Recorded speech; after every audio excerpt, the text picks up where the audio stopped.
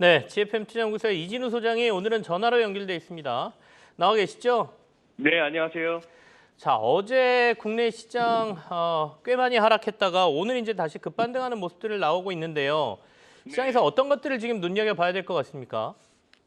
예, 아마 우리가 지금 추석 연휴에 이어서 또 10월에도 또 연휴 이렇게 연달아 보내면서 네, 여러 가지 이벤트가 또 지표도 있고 한데 우리 투자자분들 좀 혼란스러울 것 같습니다.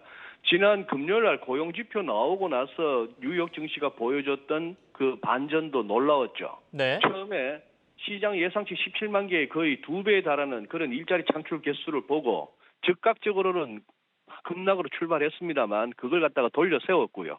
그리고 이스라엘 전쟁 이후에도 그것을 이겨내는 모습을 보면서 제가 드는 제 일감은 시장이 너무 하방 쪽, 주식으로 치면은 주가 하락, 네, 금리로 치면은 금리 상승, 음, 그리고 외환 시장에서는 달러 강세 쪽으로 너무 베팅을 했는데 막상 그것을 지원할 만한 재료가 나왔습니다. 더 못 가는 데에서 다소 시장이 역동작에 걸렸다 하는 생각도 듭니다. 네네, 한번 저기 이스라엘 사태에 대해서 시장이 이렇게 좀 덤덤한 이유를 조금만 한번 살펴보시죠. 첫 번째 네네, 슬라이드 보시면은요.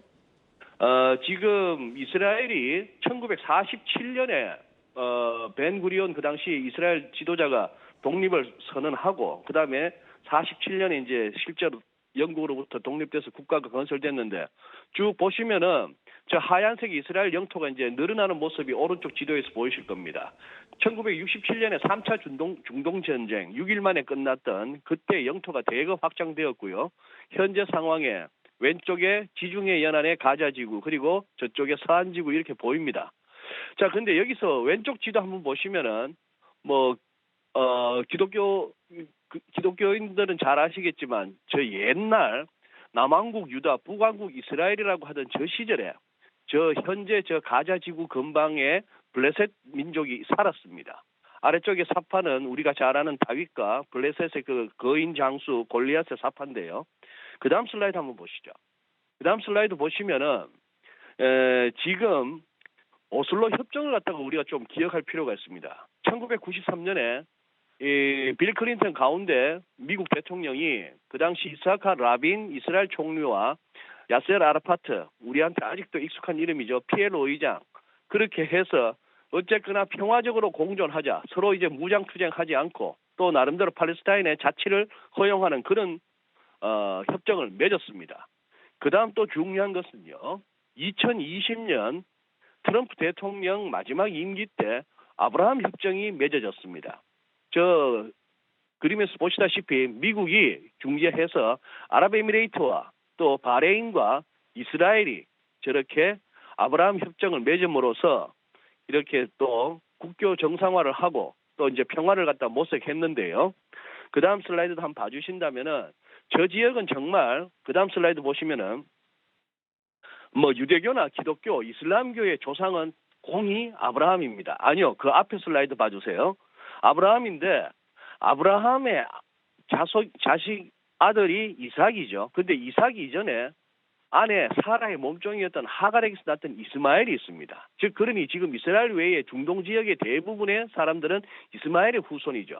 그런 상황 하에서 참 뿌리가 깊다라고 볼 수 있는 그 갈등인데요. 그 다음 슬라이드가 중요합니다. 이 라빈 총리가 그렇게 평화를 모색하고 나서 그 2년 후에 암살을 당합니다. 극우파에게. 그때 이제 집권했던 네타냐후. 저 1차, 2차, 3차 집권 보시면은 언제적 네타냐후가 아직도 네타냐후냐 할 수 있겠는데 2차 집권 시기나 3차 이후 보시면은 우리가 짐작할 수 있는 것은 네타냐후라는 이스라엘 지도자에 대해서 긍정적 평가와 부정적 평가가 공존합니다만 저쯤 되면 누구나 짐작할 수 있는 것은 엄청난 부패는 불가피했을 것이라는 것이죠. 그러면서 지금 3차 집권한 이후에 사법부를 갖다 무력화하려고 했습니다. 뭐 성문화된 헌법이 없는 나라다 보니까 사법부에서 어떤 선거로 뽑힌 입법부를 갖다가 좀 제동을 걸 수 있는 그런 관례가 있었는데 그걸 갖다가 하면서 오른쪽에 보시다시피 우리가 지난 여름에 자주 뉴스에서 접했던 대규모 시위가 있었던 것이죠. 지금 그렇다면은 이 상황에서 무슨 뭐 CIA도 몰랐다, 이스라엘의 모사드도 몰랐다, 아이언돔이 뚫렸다. 참 뭐 생각하기 나름입니다. 어쩜 그렇게 당할 수가 있을 것인가 하는 얘기가 있는데 거기에는 뭐 여러 가지 논란이 있을 수가 있고 확정할 수 없는 이야기이긴 합니다만 지금 네타냐후 총리는 정치적 위기를 지금 전쟁이라고 하는 외부적 위기로 벗어나고 있다고 볼 수 있겠고요. 제 개인적인 짐작으로는 이 상황이 제일 섭섭한 거는 아마 젤렌스키가 아닐까 싶습니다. 입금도 잘 안 될 거고 관심도 덜 올 거니까요. 이러나 저러나 국민들은 사람들은 죽어나가고 고통스럽지만 정치는 저렇게 돌아갑니다. 그런데 그 다음이 중요한데요. 10년물 국채 수익률이 어쨌거나 보시면은 그 다음 슬라이드 보시면은 기술적으로도 어느 정도 타겟에 올 만큼 온 상황 하에서 이 상황에서 결국은 매수세가 들어오더라 하는 얘기입니다. 그것이 무슨 안전자산을 갖다가 안전자산으로 이동이 되고 뭐가 됐는지는 모르겠으나 저렇게 돼 버렸고요.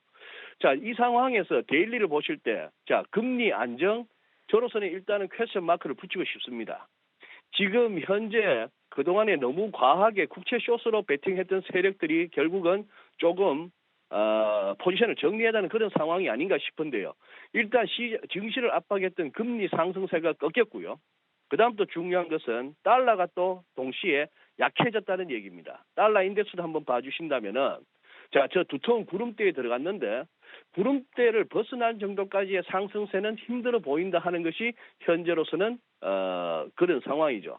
그러나 지금 이제 단기적으로 이제 과매수 국면에서 달러도 멈춰야 되니까 달러 강세 그리고 국채 금리의 상승세가 멈추었다는 거. 이것은 증시로서는 그나마 다행이었습니다. 그리고 브렌트유도 한번 봐주신다면은 참 저렇게 급격하게 떨어지던 98불을 갖다가 육박하던 브렌트유가 84불 아래로까지 떨어지던 저 상황에서 절묘한 저 시점에 결국 이스라엘 사태가 벌어졌는데요. 하루 급등 이후에 그 다음에 팔로스루가 좀 약합니다. 그리고 지금 다시 이스라엘과 사우디의 어떤 국교 정상을 갖다가 중재하고 있던 바이든 행정부의 그 노력에 뭔가 찬물을 끼얹 듯이 무하마드 빈 살만 사우디 왕세자는 이 와중에 팔레스타인을 갖다 지지한다고 지금 선언해버렸습니다. 서방은 전부 이스라엘을 지지하는데요.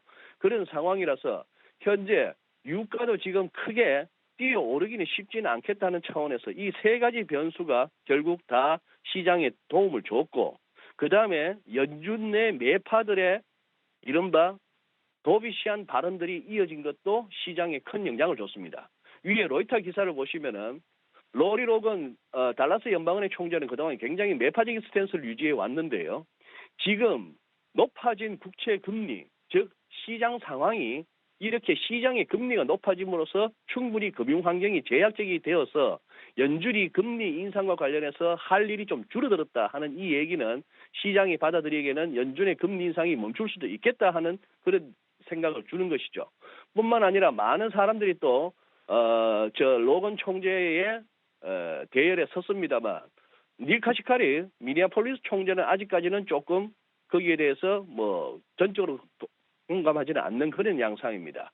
이래서 지금까지 살펴본 바로는 조금 망가진다 쪽으로 베팅했던 세력들이 고용지표와 그리고 이스라엘 사태를 보면서 자기들이 좀 더 벌 수 있을 거라고 생각했던 것에서 그렇지 못한 상황, 더 팔아줄 사람이 없고 더 국채를 쏘칠 사람이 없다는 상황 하에서 그리고 어느 정도 안전자산 선호가 나오면서 그렇게 갔습니다. 물론 이 설명에는 앞뒤가 안 맞는 것도 있습니다. 그러면 왜 달러가 약해져 하는 부분이 있는데 금리 상승 달러 강세, 금리 하락 달러 약세 기존의 그 흐름이다 보니까 일단 증시로서는 또 과매도 국면이었던 만큼 이렇게 급반등이 나오고 있다고 보고 있습니다. 네. 소장님 이제 연준 인사들의 발언 좀 말씀해 주셨잖아요. 근데 네네. 이들의 이런 도비시한 발언이 진짜로 시장이 그래서일까요? 아니면 최근에 중동에 대한 불안감 때문에 금융시장이 좀 흔들리지 말아야 된다라는 전략적인 발언으로 보십니까? 제가 보기에는 전략적인 발언으로 보여집니다.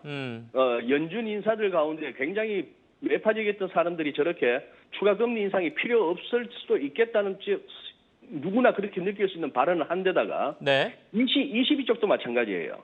프랑스 중앙은행 총재 같은 분도 이제 결국 현 상황에서 그거 하다 하는 얘기는 결국 이래저래 보면은 지금 미국이나 유럽 쪽이나 할 것 없이 현 상황에서 시장을 갖다가 더 불안하게 즉 어딘가 부러지게 내버려 두지는 않겠다는 의지를 보였다는 것이고요.